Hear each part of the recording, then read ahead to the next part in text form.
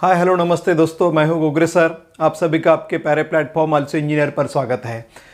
जैसे कि इनसेम एग्ज़ाम अभी अनाउंस हो चुके हैं, 9 तारीख से आपके एग्ज़ाम आने वाली है। तो उसके लिए पहले 2 यूनिट के ऊपर आपको एग्ज़ाम देनी है। तो उसके लिए स्ट्रेटजी क्या है, कैसे प्रिपरेशंस करना है, ये आज के वीडियो में हम देखने जा रहे हैं। 15 साल से इंजीनियरिंग पढ़ा रहा हूं, हर एक चीज से वाकिफ हूं। क्या पढ़ना है, कितना पढ़ना है, कैसे पढ़ना है और क्यों पढ़ना है, सब कुछ। If you really want to learn and excel in your engineering studies, come join me at ALSI Engineer. यहाँ पर इनसेम के लिए आपको जो तैयारी करने है उसमें आपको क्वेश्चंस पैटर्न आपको मालूम होना चाहिए। जैसे कि यहाँ पर टोटल आपको 4 क्वेश्चन सॉल्व करने हैं। क्वेश्चन नंबर 1, क्वेश्चन नंबर 2 एक दूसरे के और है यहाँ पर। तो इसमें आपको 3 बिट मिलेंगे, ए बी एंड सी। यहाँ पर भी ऐसे 3 बिट मिलेंगे, ए बी सी। यहाँ की मार्किंग है यहाँ पर 3, 6 और 6, मतलब 12 + 3 कितना हो जाएगा, ये 15। यहाँ पर भी वही मार्किंग होगी, 3, 6 और 6। बस इस हिसाब से आपको अगले भी 3 और 4 नंबर के क्वेश्चंस के लिए यही पैटर्न आपका रहने वाला है। यहाँ पर अगर आप ठीक से देखेंगे, दोनों पेपर जो पिछले 3 पेपर है उसमें आपको यहाँ पर थ्योरी बिट मिलेंगे, ओके, और ये न्यूमेरिकल बिट रहेगा, ओके, ये न्यूमेरिकल रहेगा, ये दोनों थ्योरी बिट रहेंगे। और ये लास्ट क्वेश्चन जो होगा ये न्यूमेरिकल के ऊपर होगा। तो एक प्रॉब्लम उसके ऊपर आपको आना ही है। अब यहाँ पर इसके अंदर इलेक्ट्रिकल के अंदर अगर थ्योरी के बारे में बात करें तो यहाँ पर कुछ डेरिवेशंस पार्ट भी हमारे आते हैं। जैसे कि आगे हमने कुछ क्वेश्चंस बना के रखे, क्वेश्चन नंबर 1 और 2 के प्रिपरेशन के लिए, जो कि इलेक्ट्रोमैग्नेटिज्म के ऊपर है। और ऐसा ही क्वेश्चंस हमने कुछ एसी फंडामेंटल के लिए बना के रखे। वो पूरा के पूरा पार्ट आपको कोर्स में भी वैसे मिलेगा, बराबर। तो पूरा पार्ट आपको कोर्स में भी वैसे मिलेगा, तो उस हिसाब से आपको उसे प्रिपेयर करना है। तो ये पैटर्न होने वाला है। क्वेश्चन नंबर 1 और 2 एक दूसरे के और होंगे, 3 बिट हो गए, A B C, A B C. यहाँ पर इनकी मार्किंग होगी 3, 6, 6, 3, 6, 6।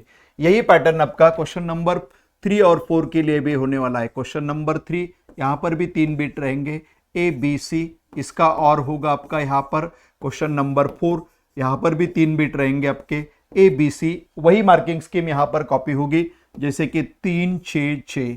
यहाँ पर भी 3, 6, 6। वही पैटर्न फिर यहाँ पर कि यहाँ पर पहले 2 बिट जो होंगे वो आपको थ्योरी बिट के लिए आएंगे। ये लास्ट बिट जो सी होगा ये आपको न्यूमेरिकल के ऊपर रहेगा, बराबर ना। तो यहाँ पर रहेगी थ्योरी और यहाँ पर रहेगा न्यूमेरिकल। कभी कभी वो लोग क्या भी कर सकते हैं कि आपको 3 मार्क्स के लिए एक छोटा सा न्यूमेरिकल भी डाल सकते हैं, मतलब एक थ्योरी बिट रहेगा और 2 न्यूमेरिकल। मगर तीनों पेपर जो अब तक आ चुके हैं इसमें यही पैटर्न अपने को दिखा है कि ये पहले जो 2 बिट है वो थ्योरी क्वेश्चंस हो गए, लास्ट वाला बिट आपका न्यूमेरिकल होगा। वही पैटर्न यहाँ पर कैरी होगा। क्वेश्चन नंबर 1, 2 में हमें पढ़ना है यहाँ पर इलेक्ट्रोमैग्नेटिज्म,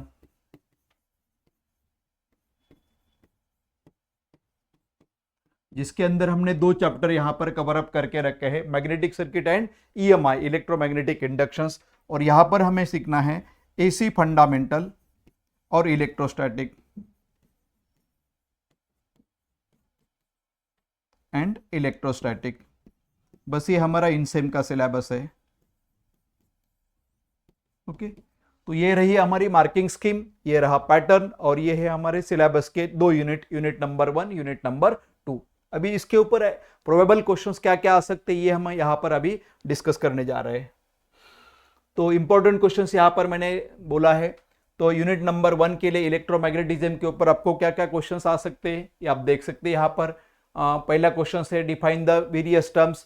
जैसे कि पूरा के पूरा ये कोर्स में आपको ये सब पूरा मटेरियल मिल जाएगा। Magnetic flux density, MMF, magnetic field strength, reluctance, relative permeability, absolute permeability, permeance, ये सब नोट्स में आपको पूरा के पूरा मिल जाएगा। ये बेसिक डेफिनेशन है मैग्नेटिज्म के ऊपर। आगे compare electric and magnetic circuit, इसके बीच में ये डिफरेंस, दोनों पेपर में ये लास्ट वाले पूछा हुआ क्वेश्चन है, compare electric and magnetic circuit, ये ठीक से करके रखिए। उसके बाद हमने वो पढ़ा था डॉट एंड क्रॉस कन्वेंशंस। अगर current is entering into the plane of the paper, at that times that is called as a cross conventions, while if it is coming out of the plane it is known as the dot conventions. आगे हमने questions लिया है state and explain Fleming's rule. Fleming's के यहाँ पर 2 rule है, Fleming's left hand rule and right hand rule. Left hand rule में क्या होता है आपका कि if we stretch out the first 3 fingers of the left hand mutually perpendicular to each others, it will indicate the motion of conductor, thumb indicate motion, first finger indicate direction of magnetic field and third finger indicate the direction of current. Okay, वही right hand rule में वही है।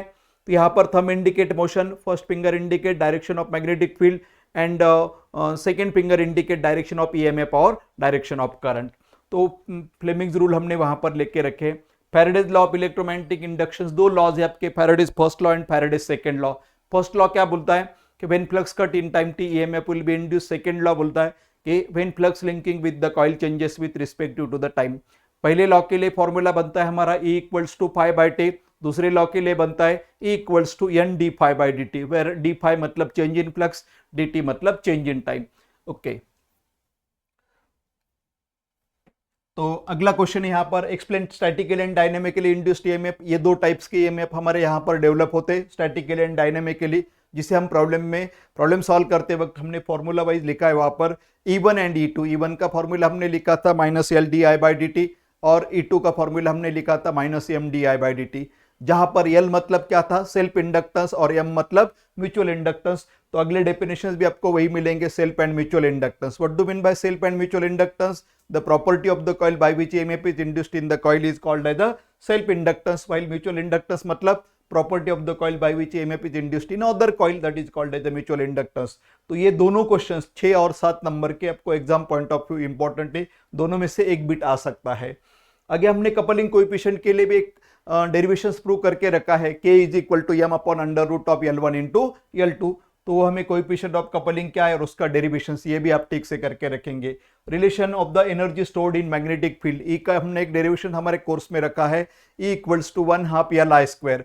तो derivation आपको energy stored के लिए लेना है। और ये क्वेश्चन एक पेपर में पूछा गया है, series and parallel magnetic circuit. तो ये सीरीज और पैरेलल मैग्नेटिक सर्किट कैसे होगा देख लीजिए। सपोज एक रिंग है और यहाँ पर दो कॉइल कनेक्ट किए गए हैं, या इसे हम कट भी कर सकते हैं, बराबर। यहाँ पर दो पार्ट हमने बना के रखे हैं, ये है पार्ट नंबर 1, ये है पार्ट नंबर 2। तो इसे बोला जाएगा सीरीज मैग्नेटिक सर्किट, जिसमें ये दो मैग्नेटिक एमएमएफ की हमारी यहाँ पर एडिशन होगी।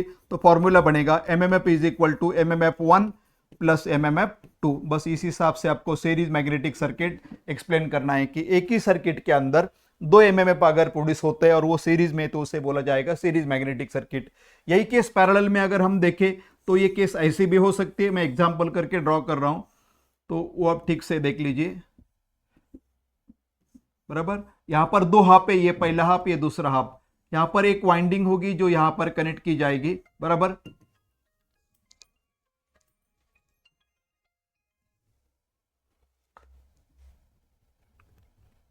तो यहां पर in case of parallel magnetic circuit that flux will be distributed into 2 path. Okay, तो सेंटर पे फ्लक्स तैयार होगा आपका और वो दो पार्ट में आपका डिवाइड होगा, इसे बोला जाएगा पैरेलल मैग्नेटिक सर्किट। यहां पर direction of the flux will be same और uniform throughout the circuit. ये होगा सीरीज मैग्नेटिक सर्किट, ये होगा आपका पैरेलल मैग्नेटिक सर्किट। इस हिसाब से ये सीरीज और पैरेलल मैग्नेटिक सर्किट हो सकता है।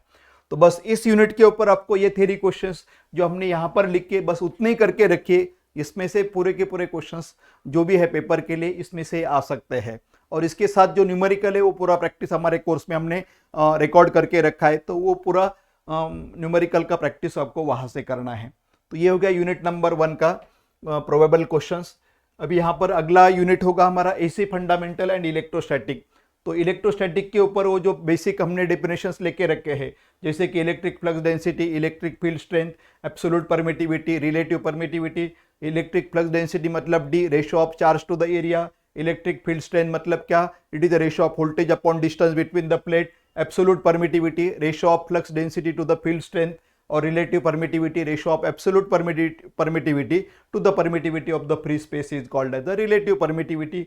इन सब के हमने वहां पर फॉर्मूले बना के रखे, ये पूरा डेफिनेशंस वहां पर हमने दिया हुआ है, वहां से आप ये डेफिनेशंस करके रखिए। आगे relation of the total capacitance for the series and parallel. अगर कैपेसिटर सीरीज में कनेक्ट किए तो उनका डेरिवेशंस क्या आता है, 1/c equals to 1/c1 plus 1/c2 plus 1/c3। और पैरेलल के लिए क्या आता है, वो total C is equal to C1 plus C2 plus C3। ये डेरिवेशन भी हमने वहां पर लेके रखा है। आगे relation of the parallel plate capacitor, C के लिए वो फॉर्मूला हमने वहां पर प्रूव करके रखा है, C equals to E0 ERA upon D। Okay, E0 ERA upon D, ये फॉर्मूला हमें प्रूव करना है किसके लिए, relations of the parallel plate capacitor के लिए। आगे derive the relations of the energy stored in capacitor, E का वो फॉर्मूला हमने वहां पर प्रूव करके रखा है 1/2 CV²। ओके, मैग्नेटिक सर्किट में 1/2 Li² होता है, इलेक्ट्रोस्टैटिक सर्किट में 1/2 CV² होता है, एनर्जी का यूनिट होता है जूल। ये भी प्रूफ हमने हमारे कोर्स में लोड करके रखा है। आगे यहां तक हो गए हमारे इलेक्ट्रोस्टैटिक के क्वेश्चंस, इसके बाहर मेरे हिसाब से कुछ क्वेश्चंस नहीं आना चाहिए। अगला एसी फंडामेंटल के क्वेश्चन स्टार्ट हो रहा है। Cycle, time period, frequency, average value, RMS value, form factor, peak factor जिसे हम क्रिस्ट फैक्टर भी बोलते हैं, बराबर। Frequency, amplitude, form factor, crest factor जिसे हम पीक फैक्टर भी बोलते हैं, इनके लिए इनके फॉर्मूलेज और उनके डेफिनेशंस भी है। जैसे कि फॉर्म फैक्टर मतलब क्या, ratio of RMS to the average value is called as a form factor. Crest factor मतलब क्या, ratio of maximum value to the RMS value is called as a crest factor. Form factor हमेशा 1.11 आता है, Christ factor हमेशा 1.414 आता है। Define the term average value and derive the relations for the average value. Average value के लिए क्या proof हम प्रूव करते हैं, जैसे कि हमने वहां पर एवरेज के लिए प्रूव किया था, I average is equal to 2Im/π। ये डेरिवेशंस आपको यहां पर प्रूव करना है, किसके लिए, एवरेज वैल्यू के लिए। ऐसे आरएमएस के लिए आपको प्रूफ पूछा जा सकता है। आरएमएस के लिए हमने वो प्रूव करके रखा है, आई आरएमएस इक्वल्स टू Im/√2। बस ये प्रूफ आपको प्रूव करना है आरएमएस वैल्यू के लिए। आगे state and explain with suitable wave forms in phase quantity, out of phase quantity, phase angle, leading and lagging, ये भी हमने वहां पर एक्सप्लेन करके रखा है। इन फेज क्वांटिटी मतलब क्या, दो अल्टरनेटिंग क्वांटिटी अगर एक ही एंगल से स्टार्ट होकर एक ही एंगल पे खत्म होती है तो उसे बोला जाता है इन फेज। ऐसे आउट ऑफ फेज क्या होगा, फिर एक क्वांटिटी अलग एंगल से स्टार्ट हो रही है, एक क्वांटिटी आपकी अलग एंगल से स्टार्ट हो रही है, तो इन दोनों के बीच में क्या बनता है, फेज एंगल फाई बनता है, तो इसे बोलते हैं हम out of phase quantity. Phase angle मतलब क्या, two time quantity, two alternating quantity which are out of phase with each others is called as a phase angle. Phase angle मतलब ये दोनों के बीच के एंगल का डिफरेंस, इसे बोला जाता है फेज एंगल। और लास्ट था लीडिंग एंड लैगिंग क्वांटिटी, वो भी हमने थ्योरी में पढ़ा के रखा है, लीडिंग लैगिंग क्वांटिटी। उसके लिए हमने वो डायग्राम एक्सप्लेन किया, शायद आपको याद हो। यहाँ पर 3 वेक्टर मैंने ड्रॉ किए, वहां पर ये था EC, ये था EA, यहाँ पर ये था EB।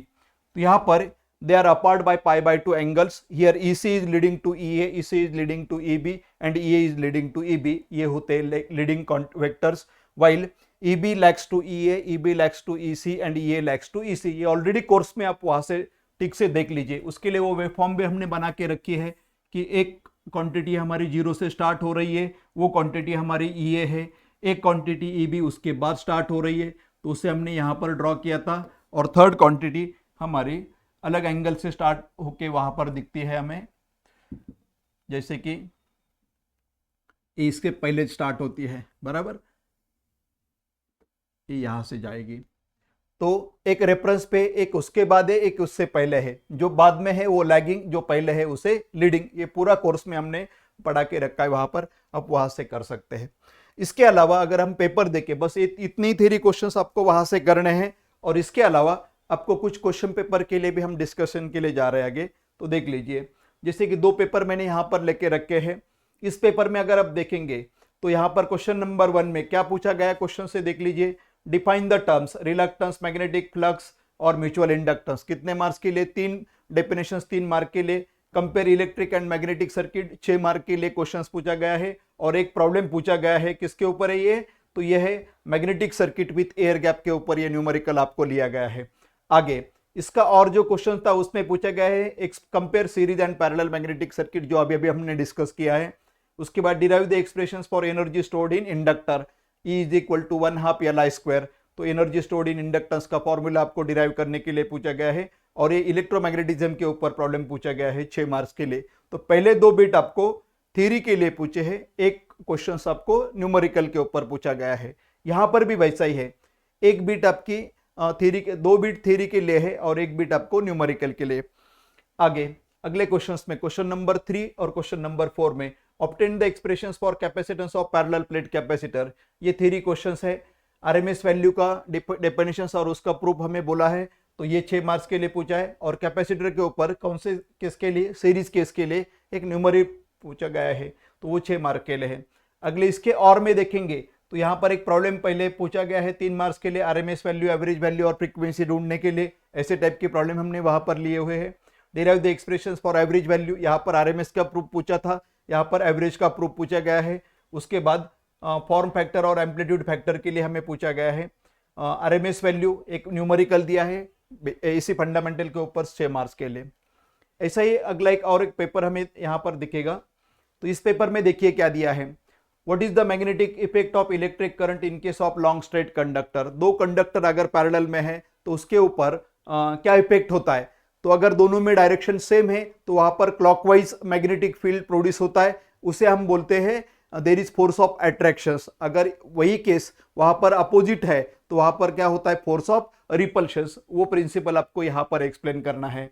Distinguish between electric and magnetic circuit, पिछले पेपर में भी यही क्वेश्चन पूछा था इलेक्ट्रिक और मैग्नेटिक का, यहां पर भी वो कंपैरिजन के लिए पूछा गया है। ये प्रॉब्लम्स इलेक्ट्रोमैग्नेटिक इंडक्शंस के ऊपर एक प्रॉब्लम पूछा गया है। इसके और में क्या पूछा है, self inductance by 3 ways. Inductance के फॉर्मूलेज अलग अलग अपने को बोला है उन्होंने वहां पर लिखने के लिए। सेल्फ इंडक्टेंस का बेसिक फॉर्मूला क्या है, L equals to N phi by I, L is equal to N square by S, बराबर ना। और वो in terms of series aiding and opposition, L is equal to L1 plus L2 plus twice of M, L is equal to L1 plus L2 minus twice of M opposition के लिए। वो 3 फॉर्मूले बस आपको 3 मार्क्स के लिए लिखने हैं। Obtain the expressions for energy stored in inductor, E is equal to 1/2 Li square. और यहाँ पर एक प्रॉब्लम मैग्नेटिक सर्किट के ऊपर उन्होंने 6 मार्क्स के लिए पूछा है। हो गए 1 और 2। तो उसके बाद क्वेश्चन नंबर 3 में वो फिर से वही डेफिनेशन दिख रहे, देखो साइकिल, टाइम पीरियड, फ्रीक्वेंसी, ये 3 डेफिनेशन 3 मार्क के लिए। Explain the concept of lagging, बराबर ना, जो अभी मैंने बोला है लीडिंग एंड लैगिंग, उसमें से लैगिंग का कंसेप्ट यहाँ पर 6 मार्क्स के लिए पूछा है। और इलेक्ट्रोस्टैटिक के कैपेसिटर का सीरीज के लिए प्रॉब्लम पूछा है 6 मार्क्स के लिए। इसके और में average value of the AC current का प्रूफ हमें पूछा गया है 3 मार्क्स के लिए। और ये कुछ डेफिनेशंस इलेक्ट्रोस्टैटिक की पूछी है 6 मार्क्स के लिए। और एक प्रॉब्लम एसी फंडामेंटल के लिए ऊपर पूछा है। ऐसे टाइप के पूरे के पूरे न्यूमेरिकल आपको हमारे कोर्स में पूरे मिल जाएंगे, तो वहां से आप उसे देख सकते हैं। सो थ्योरेटिकल पार्ट के लिए अब बस आपको जो क्वेश्चंस बैंक सबसे पहले मैंने एक्सप्लेन की वही क्वेश्चंस आपको आने वाले हैं, बस वही आपको ठीक से प्रिपेयर करना है। तो इस हिसाब से आपका पेपर रहेगा। एक्स्ट्रा के लिए मत जाइए, जैसे कि मैं ये और ये क्वेश्चंस दोनों में से कौन सा सॉल्व करना है ये पहले डिसाइड कर लिए। पहले 5 मिनट आप पेपर रीड करने के लिए देंगे, 1-2 में से कौन सा करना है, 3-4 में से कौन सा करना है, ये फिक्स कर लो और उसके ऊपर ही आप फिक्स रहो और वही क्वेश्चंस ठीक से कैरी करो। एक्स्ट्रा सॉल्व करोगे तो उसके एक्स्ट्रा मार्क्स मिलेंगे नहीं, बराबर। So thank you very much, आप ये ठीक से कर लीजिए। कुछ भी डाउट है तो मुझे व्हाट्सएप पे आप पूछ सकते हैं। हमारे यहाँ पर बाकी भी कोर्सेज आपको मिलेंगे, जैसे कि इंजीनियरिंग मैथमेटिक्स है, इंजीनियरिंग मैकेनिक्स है, ये हमारा इलेक्ट्रिकल है फर्स्ट ईयर के लिए। तीनों कोर्सेज आपको वहाँ पर मिल जाएंगे। अगर चाहिए तो आप वो भी परचेस करके उसका स्टडी कर सकते हैं, बहुत अच्छी तरह से बनाए हुए यहाँ पर वो भी courses. So thank you very much, सबके लिए बेस्ट लक।